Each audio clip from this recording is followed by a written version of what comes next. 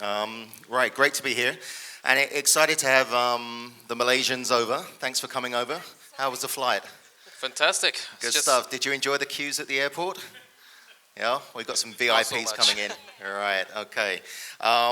Right, so we're gonna talk today a little bit about ASEAN success stories. And I thought what we'd do is we'd start off with a little kind of positioning statement from me to you guys. And then we'll try to define exactly what success means for our panel. So just to sort of share where I'm coming from, I'm a big believer in something I call the global tribe of awesome. And I think these are the people for whom ideas are currency and risk is an acceptable route to innovation. And I also believe that through innovation, we can solve pretty much all of our challenges and find some collective nirvana. So that's the big picture.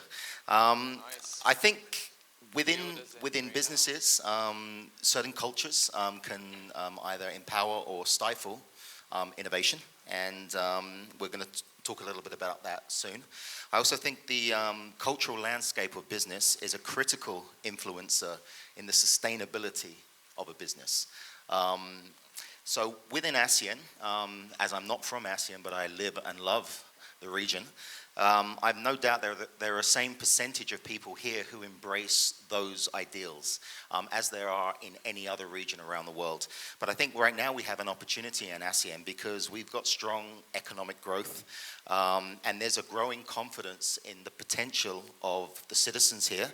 And it's breathing life into the most creative among us. And therefore, I'm looking forward to ASEAN citizens taking their place at the top of the global creative economy.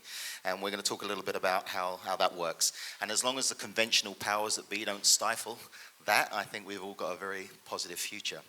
So with that as a starting point, I'd like to ask Desmond first. How do you define success? And do you think your definition of success is influenced to any degree by your nationality or being part of ASEAN?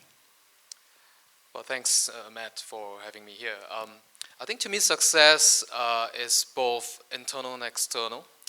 External successes are defined by material gains and wealth. But to me, internal success is more important, which is touching lives.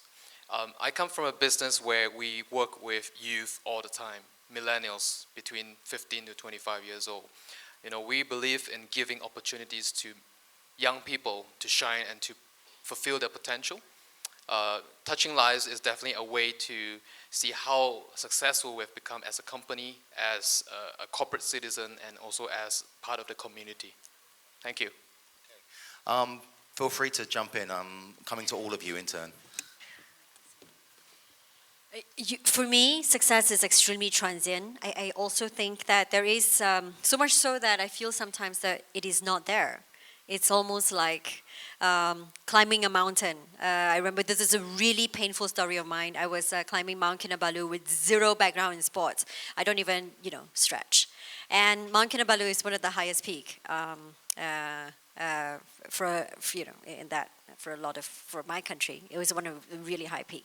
And you climb really excited, and you go on to one point where you could see a lot of stuff. Whoa, you are here! And you turn around, there's something else that you have to climb. And you keep doing that. And even at the peak of, the peak is called peak low. Despite its height, it's called peak low. Like the lowest, like really literally. And you still look around, and there's just so many more points that you could climb if you want to or if you choose to. So it's never really about success for me, especially when it comes to content, especially when it comes to what you deem worked for you did not work for your audience. What you deem worked for this particular country didn't work for another country. It's no longer a word that is a measurement at all for me.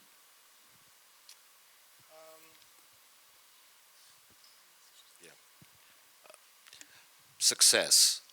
I think it would be when everything's been said and done. Somebody who really matters looks at me and says, "Well done." Well done. That's fantastic. Actually, we should keep all of the answers that succinct, considering that we're running a bit late.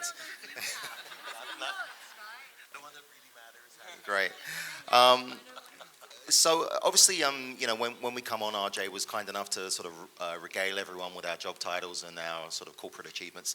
How do you describe what you actually do, though? I mean, tell us a little bit about what you actually do at your firm? What's your role? What's your driving point? Yeah, Desmond, that would. Sorry, Raymund. Yeah. I like telling people I pretend to know what I'm doing, but seriously. Usually strategy and risk shouldn't be together, right? Somebody else should be handling the risk, somebody else should be handling the strategy. Having said that though, good strategy requires an understanding of risk, and good risk management requires an understanding of strategy as well. So on the strategy front, my job is to support the whole organization, anybody and everybody. Basically red teaming the team, right? Challenging groupthink, making sure that there is a voice there that is providing loyal opposition to any and all of the ideas, and providing a lens that steps back from the here and now and the day to day. I think that's one of the challenges of any organization, the ability to challenge groupthink. And the flip side is on the risk management front, not less looking about risk actually as about looking at opportunities, because for every risk there's an opportunity there, and how do we turn things around and what do we do with that, et cetera, et cetera. One of a CSO of Lenovo, he was asked, what's the number one rule for a strategy officer? And he said, be interested, not interesting.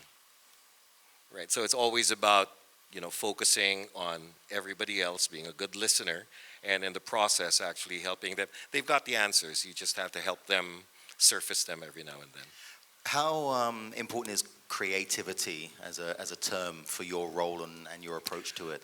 We're a content company.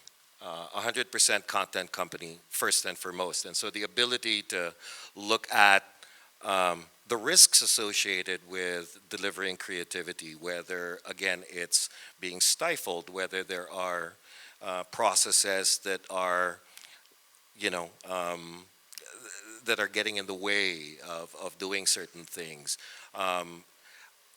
and the focus will always be about, okay, how do I make things better? How do I look for the next story? How do I tell this story in a new way?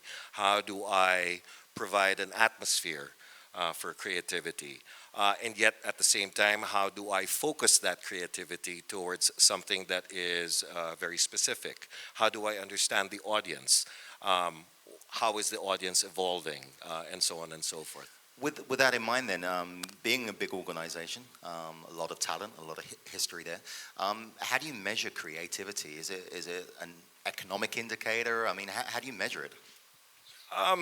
While there are the usual ratings or the usual page views or the usual all of that stuff, I think, our organization invests significantly in research. We have about over 200 focus groups that are going on live every day throughout the country, right? Trying to keep a pulse on what's going on, et cetera, et cetera.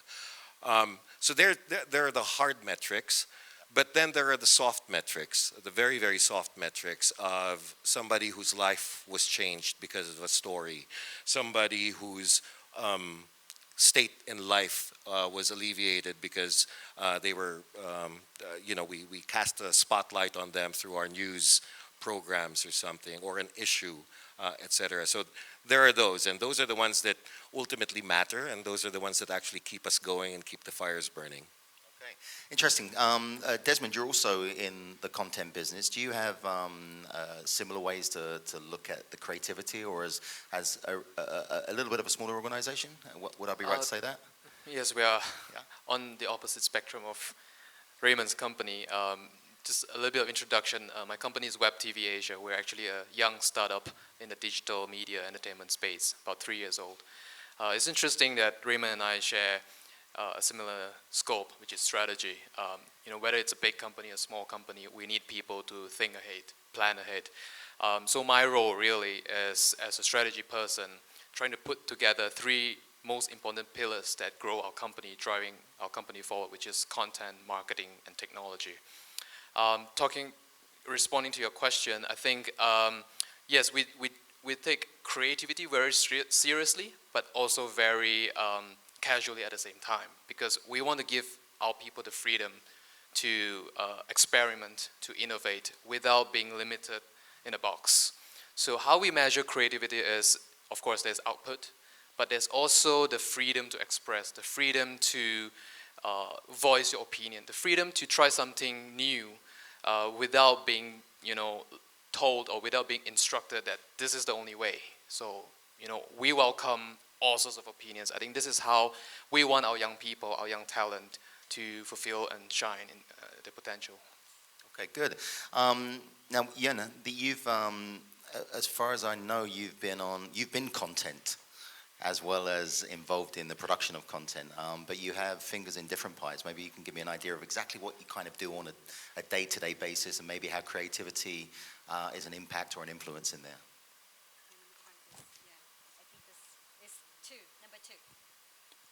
Okay, while we wait for this one.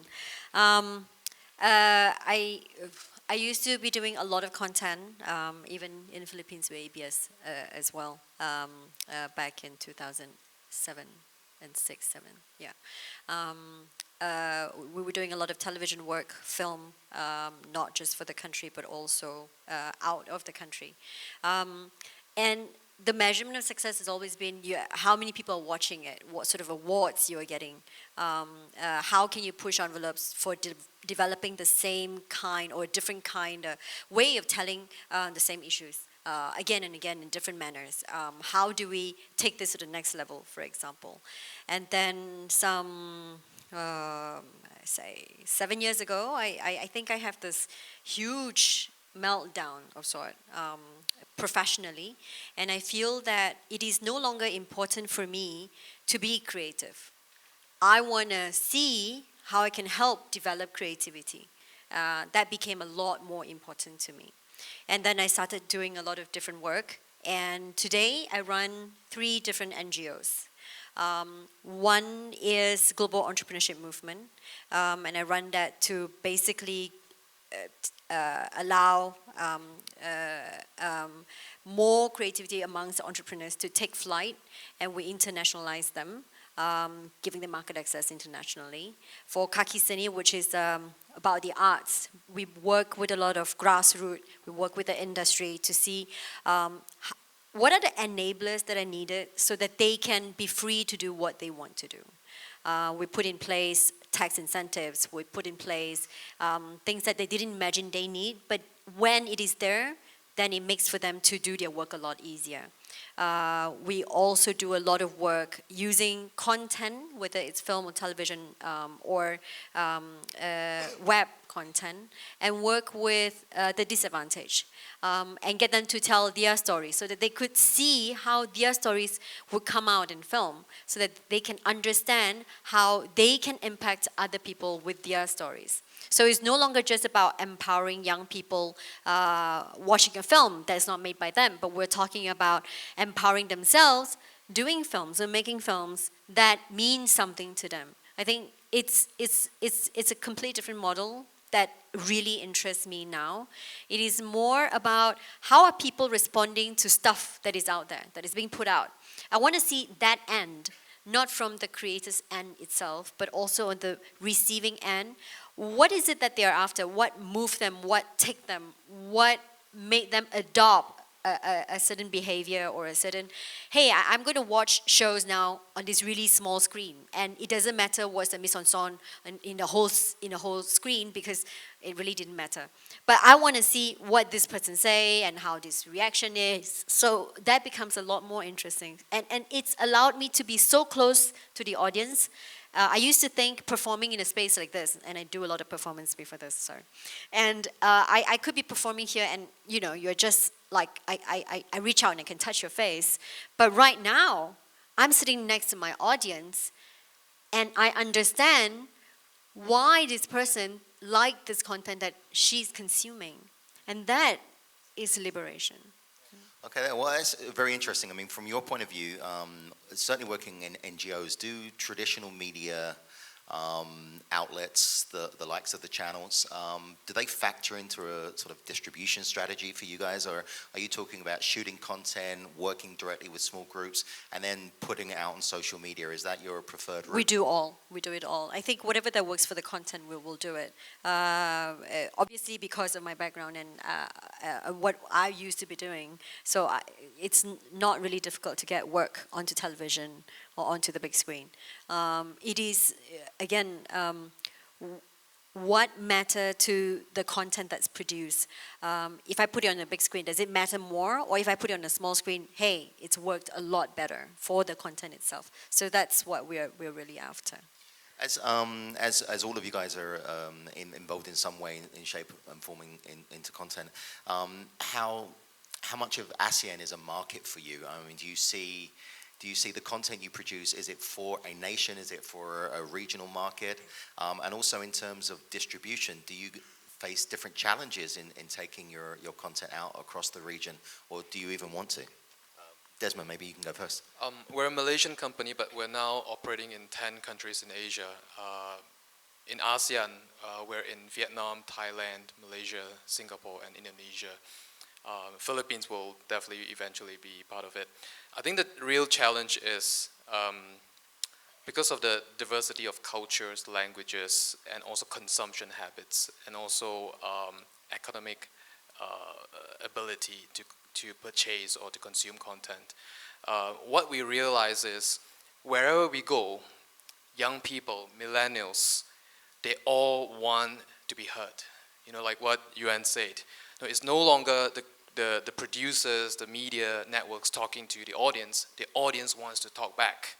And that's what we found on any form of social media, whether it's YouTube, Facebook, Instagram, everybody wants a voice of its own, especially the young people. I think the key word is democratization of content. And people just have that outlet. And I think Asia is coming to the fore, where, you know, the digital superhighway simply enabled all these young people to just rise up and express their creativity, express their ideas, express their opposition to mainstream ideas that's been, you know, possibly forced on them, and they want to fight back. So I think that's a common thing that I see. Okay. Raymond, do you want people talking back to you at ABS-CBN? What's the risk profile there? They always talk back.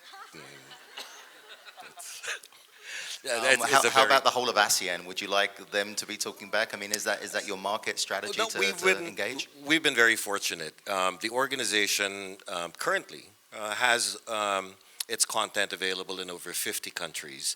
ASEAN has been very kind to ABS-CBN.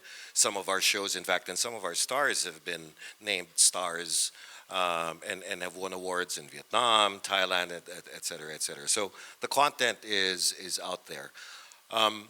In my previous job, my previous life, you know, speaking of cultural diversity, speaking about all of those things, it's a very fascinating concept. And I used to tell my programmers, if you look for differences, you'll always find them. If you look for similarities, you'll also see them.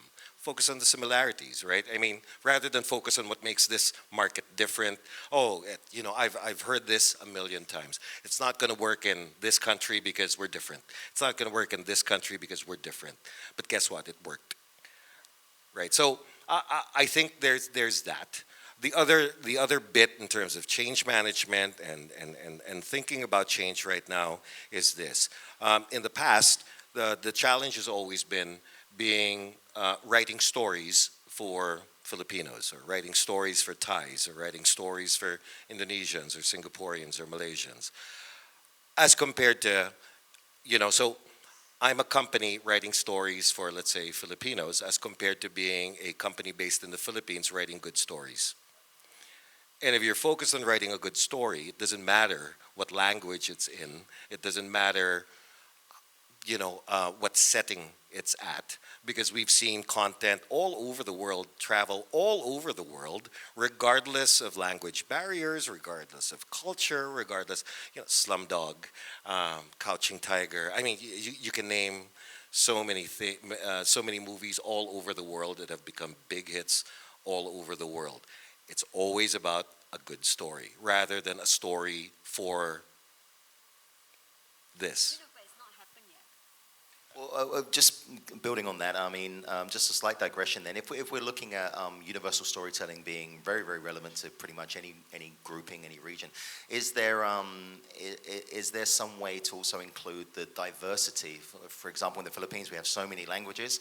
Is there a necessity to create content for those groups? Yeah, there's a lot of work and a lot of experimentation going on in our company as it relates to what we refer to as hyper-localization, right? So rather than a one-size-fits-all, even within the market, then you start looking at all of these different things. And it isn't just about language. It's also about psychographics. It's also about profiles. Again, given the multitude of platforms and types available all over the world, people will pick and choose. Right, there is no one-size-fits-all for the most part. Having said that, though, we were just talking before we entered, many have spoken about the death of radio or the death of linear TV, and the reality is they're all still around and doing extremely well. I was citing a study that I read just a couple of days ago, wherein over-the-top viewership, rather than diminish linear TV viewing time, actually added to the total media time, right? So the whole aspect of media compression, consuming more media in less time, is very, very real, and it's additive rather than subtracting from one platform to another. Desmond, do you see that as does that factor into your equation? Are you trying to eat some time from sort of more conventional viewing habits, or are you trying to add to the time that people spend in watching and in engaging with? Well, first of all, there's data to show there's a shifting, but it doesn't mean it's a complete shift. So I agree with Raymond that there is room to coexist. I think it's about growing a bigger pie rather than eating into each other's pie. Talking about pies, I was just thinking about a case study that I wanted to perhaps show. It's Little Apple. It will illustrate what Raymond said earlier about the diversity of cultures, but it transcends cultures when you have good storytelling. So this case study that I hope that you can show is using music and dance to transcend cultures and unite in one message, if we may. Yeah. Is that a subtle pitch to play your video at some point? It's more than subtle. Well, but that's the only video that I would like to, for the benefit of the audience. Why not? Yeah. Yuen, with the conversations that we've been having, some of the focus obviously is on ASEAN success, and I wonder whether for you feel that success in this region or success in Malaysia has something to teach the traditional ways of measuring success, which I guess come primarily from the Western practice. So is there something within the region or something within your country, and it will go to all of you to jump in if you like, but is there something we can be teaching the West about what success really means, or should we just be using the practice that we've inherited, I guess? I mean, if we really talk about content, I mean, the West is already looking at the East. They are looking at China. China is one now. Right now, Wonder Group is already the biggest owner of all the exhibitors in the world. And but China is also, everybody's looking at everybody, wondering like, do I have it? Do you have it? Do I have it? Do you have it? But the conversation on ground is still very raw. It's still very much, when we're executing, it's still the conversation is about how do we do this for this particular market? How can we do this to make more money, for example? The biggest measurement of success at this point in time is still how much money you're making from whatever things that you're doing. So that is still a measurement that, like it or not, it's going to measure a lot of good films, a lot of good television, a lot of transmedia products. and when we were in Beijing, and we were like one of the scripts that we were prototyping, we were at number 11 out of like 600 over scripts. And the first question that the investors were interested in is that which market is this going to hit? What kind of profile of audience are we specifically talking about? As if like we could really put a lot of things into one. And also, what are the actors going to be like, so that they have a really clear idea of how much money that the product is going to be made. And this are, again, the same kind of conversation we used to have back the days when I was doing content for real, which was like 17 years ago. I feel that it's really unfortunate. And then when the same script traveled to the States, because it's a story that could work globally, it doesn't matter who acts in it. It really doesn't matter, because we wrote it in Chinese, we have one in English, and we have one in Malay, and it all are different if you know how to read each one. But it's got an amazing structure. And same question from Hollywood, asking us the same question. So if we shoot this, I mean, this is primarily for Hollywood release. Do we also look at some Chinese acting in it? It's again the same kind of questions that's being asked. So when we work in ASEAN countries, for example, as much as we like to say, yes, I'm a production company, or I'm a content creator based from Manila, but doing stories. Really, is there someone going to listen to what we're saying and what we're putting out? So you're seeing the kind of success based at the moment on the money you make, the bigger is better, bigger audience, more money.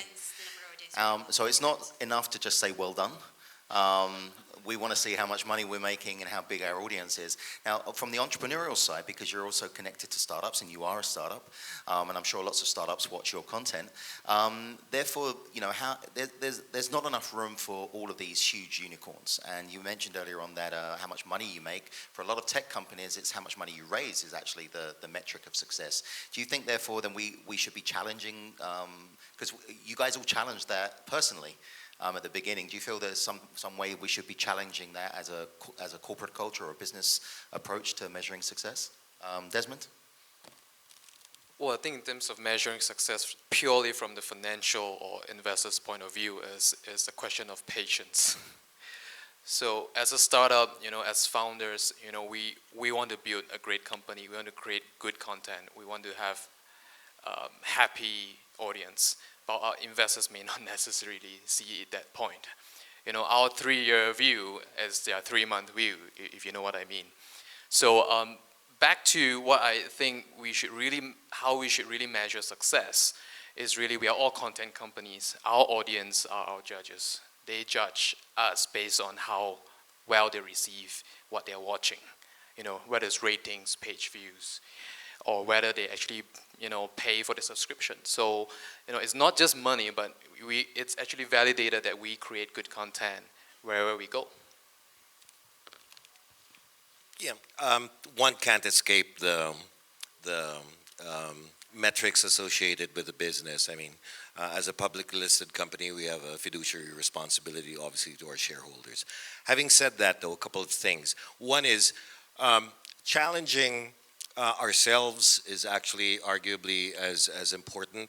So we've got our own innovation labs and our own innovation efforts inside the company, but let me paraphrase that, not inside the company, something that we support, but because we know that by keeping it in the current company, which is born, bred, and raised in back in the days of black and white TV, we're going to have to keep these units outside of the company in order for them to grow the way that any startup would grow.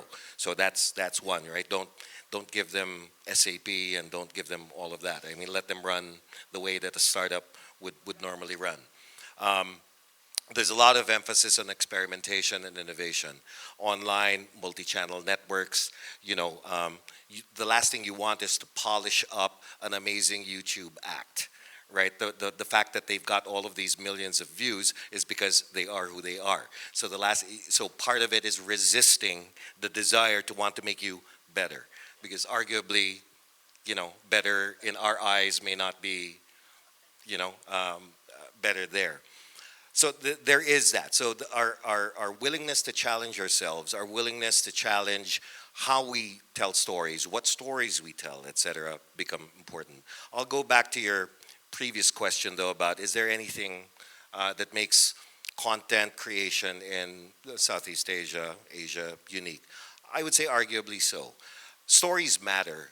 Everybody in this room, all throughout the world, has a story that's busting to be told, right? And the job of a content creator is to surface those stories, really, and afterwards be able to tell them in a way that makes more people want to listen to that story. I think the challenge, or not the challenge, I think the metric that we also apply to ourselves in our organization is how those stories change lives. The ratings are great and all of that, but I had mentioned earlier the softer side of the whole thing. Is there a movement that gets generated? Is there a life that gets changed? Is there a relationship that gets mended somewhere?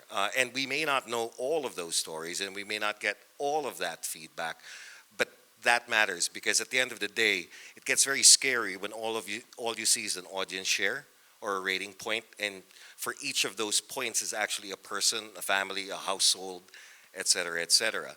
And we don't want to lose focus on the real people behind those numbers. And I think that's part of how we keep ourselves energized. So interesting then. So let's zoom up then to look at the region as a whole. Are there any top of mind success stories that you think, when you think ASEAN and you think success stories, are there any individuals or organizations or companies that immediately spring to mind? Yuen, why don't you take the lead on that, unless you want to defer? No, there are quite a lot, actually. I mean, specific names, I'm getting old. I can't really, my synapses really aren't working anymore. But there are amazing stuff like, if you were to YouTube, the most touching commercials in Asia, you will see loads and loads and loads and loads of it non-stop. And they're really very different from the most touching commercials in America. I mean, first, you won't even really have that category. It's really quite a tough luck to find a touching commercial from the States. But that's how we're actually driven. We like to see things that really touch us at the core. And there are, I'm just saying that there are not enough, like we know of each other so much. We're really quite close to each other. Singapore, Malaysia, Philippines, Thailand, Indonesia, we're really so close. I'm just saying that we're not doing enough work together. That's really what I'm saying. I'm just saying that we're not crossing content as much as we could be and should be, and that is such a waste. We have been talking about co-production for years, and till today, the idea of co-production is still being debated. Which part is co-production? Like, is it the producers co-producing with different producers in different countries? That's co-production. Or are we co-production it in different countries, and therefore I shoot the same story, Malaysian story, but I shoot it in Makati, for example. But I take it back to Malaysia and screen it there, and you guys know nothing about it. That's somewhat of a co-production. So what is co-production? But for me, that concept, if we're able to really harness that strength of what we can be as ASEAN, where we can cross over easily and make stories, that's when we will find a lot more similarities, a lot more on how we could work together and do great things. So you're saying there are success stories, but you feel passionately there should be some more. There should be a lot more. Okay, well, let's maybe bounce back to you guys to see if you can think of any success stories that come to your mind. And also, do you echo Yuen's sentiment that we should have more, that there should be more? And in which case, what might they look like? I echo Yuen. I think ASEAN is not talking to each other enough. But there is one success story a long time ago. There was way before the days of, Philippine Idol, Malaysian Idol, Singapore Idol. There was a singing reality show called Asia Bagus, if some of us remembered. You know, the number one singer from each country coming together in Jakarta for one night of battle to the death. And I think Indonesia won that version.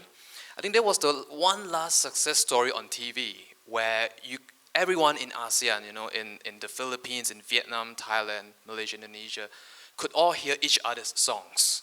And we never had one like this since then. I think it was 20 years ago. But what was interesting was Asia Bagus. The last Asia Bagus I saw was actually sponsored, produced by Fuji Network Japan. So it's exactly. So it's so it's actually a Japanese format, brought to Southeast Asia. We need a bit of prodding. We need someone from within or without ASEAN to actually kickstart, spark the fire and do this again. What might be the challenges then of doing that as you're kind of at the top of the tree in terms of resources, I would guess? No, I think it's really, just getting relationships going, right? I mean, the relationships across the content creators in Southeast Asia. I worked in my previous jobs, both at Disney, at NBC Universal, working around the region. The regional broadcasters, the regional media folk, have very close relationships with everybody else. But the local teams don't seem to have that sort of network going. I think it's really that. And then the experimentation begins to happen because there's a relationship there. Oh, let's check it out. Let's, start off with baby steps, et cetera. And before you know it, and it doesn't have to start big. I think we always tend to have this, okay, let's come up with this great, big, grand epic and have, millions of dollars and so on and so forth. And sometimes it's just, let's just get it going. Let's have a 3-minute piece and let's start from there. And then it's baby steps. And before you know it, you're down to a 22-minute piece. And before you know it, you're at 48 minutes. And then you've got a full feature, whatever it may be. So I think the baby steps are going to be very, very important. Well, as we have some government members in the audience, do you think there's any improvements in policy that could support that? Because obviously in some countries you have restrictions on different types of media ownership, you have different levels of, how can I put it, curating content. Do you think that the policy from the government down could stimulate more collaboration and cooperation? I think looking at the success stories, for example, of, let's say, Slumdog, right, UTV, and actually, a whole bunch of things, and the ability to finance these productions on a limited basis right now. It's a single venture sort of investment, et cetera, et cetera. That's regardless of, whether it's government or any other organization. I mean, I think it's just about wanting to get it done and get things going. You speak of stuff like Pinewood, for example, in JB. Or you speak of some of the incentives that the MDA in Singapore offer, et cetera. They're all great, but at the end of the day, it's, it's like just let it be, let loose, I think, and the creative folk, if they're passionate about it, and if they've got a vision for what they want to happen, in my mind, I think that'll happen on its own, and then later on, which is, I think, is part of the mantra of this whole creative cities, creative economy sort of thing.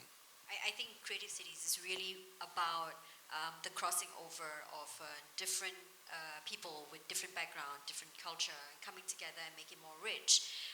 I really don't think this is a job for the government, or this is a job for any big company to start, or let's lighten, or let's address a policy so that we can have more people coming in and make this a better melting pot. It's really about just extending your arms, whether you're a government, whether you are a corporate, you just extend an arm and say, come on in and play.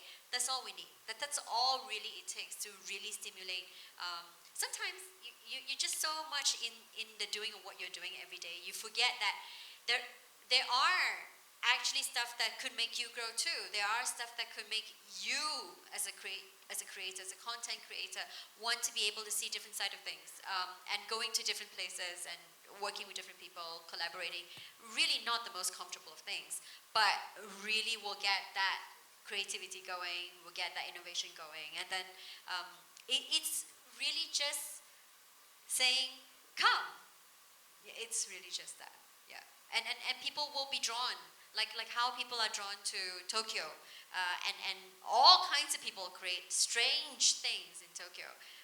And there's no change in the policy or the way that they censor stuff or whichever. In fact, they're one of the more stringent ones. But people just go and create stuff because they kind of feel that, hey, that has got that energy of creation and let's get there. And I think ASEAN countries need to look at that and be a little bit more encompassing to let creativity flow. Do you feel there's room for then an ASEAN telenovela? Because they seem to do quite well. The Koreans do a good job. The first one I saw was over here was a mermaid. That was quite interesting. Very interesting. No, I believe there are. One needs to be mindful, obviously, of whether it is cultural sensitivities as well. But again, if you park those things aside, you deal with them because you have to deal with them. Whether it is the sort of look within this sandbox, there's a whole bunch of stuff that you can do, and I think that's where we just need to be looking. And to be really honest, if you want to go and talk about the sensitive stuff, just go and talk about it. Yeah. Really, just go ahead and talk about it. And then when then you realize that by the time you get it out, gee, actually it's not that sensitive. So what's everybody talking about? It's really about that. And I really think that we should stop curtailing even ourselves, creating stuff and thinking that, oh, this may not be what, I'm not part of this culture. I shouldn't be talking about this culture like this. But sometimes when you do that, that's when good content is really. Do you have a great Twitter account that we can follow? Because I'm sure you've got some good shares on there, right? We're just going to slowly wrap up. I mean, I want to give everyone a chance to see what Desmond's been doing with a viral video. It's very short and it's quite interesting. It'd be a good way to introduce questions as well. But one last question for you all then, just to build on that, is what kind of big creative ideas can you come up with in the next 10 seconds for the future success of ASEAN? Or are there opportunities that you see or that you're searching for right now? Desmond, why don't you take that? If I have all the resources that I have, I would like to create the first ASEAN digital content creator hub. I think it's already there in each country, but it's not coming together yet.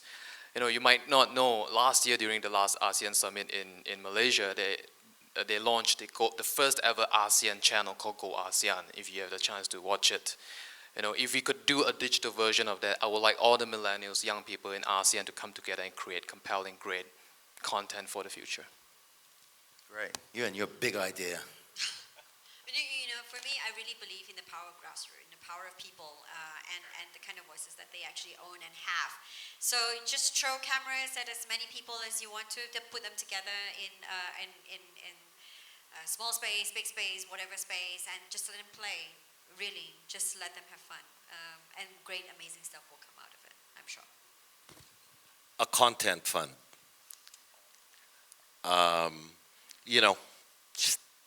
It's all about great ideas, right? If you've got an amazing idea, the money will follow. But regardless of the money being available, if the ideas aren't there, then there's nothing to fund. So we start an endowment fund. How about that?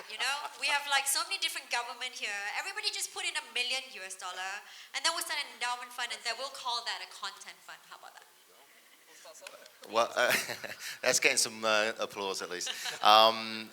Okay, good. Well done, all of you. Thank you very much. I'd like to give a big hand to our panel. Thank you very much. We're going to just take a couple of minutes just to watch Desmond's video as he flew all the way from KL and braved the traffic to get here. It's only polite. And then maybe he can introduce that, and then I think we're going to throw the floor out to questions. Yeah? Okay, Desmond?